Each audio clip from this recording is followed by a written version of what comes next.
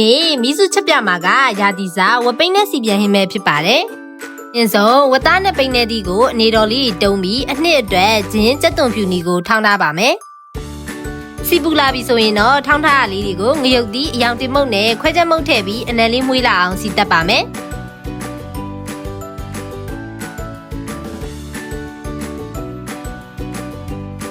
ငက်ပြရည်နဲ့ရေနည်းနည်းထည့်ပြီးမွေးထားလိုက်ပါမယ်။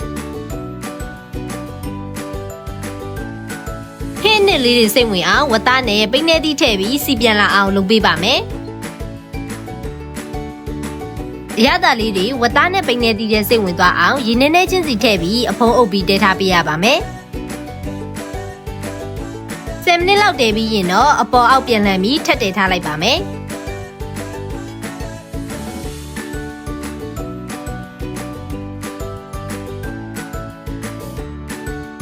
2 ရေလောက်တည်ပြီးနူးဤသွားပြီဆိုရင်နောက်ဆုံးမှမဆလာအုပ်ပြီးစားမဲ့ပကံတဲပြောင်းတက်ထားလိုက်လို့ရပါပြီရှင်။ကဲအနက်လေးနဲ့တင်ထမင်းမိတ်စီမဲ့ဝပိန်းနဲ့စီပြန်ဟင်းလေးရပါပြီရှင်။အားလုံးပဲနွေရာသီမကုန်ခင်ဒါမျိုးတစ်ခေါက်တော့ချက်စားကြည့်ကြနော်။ See you bye bye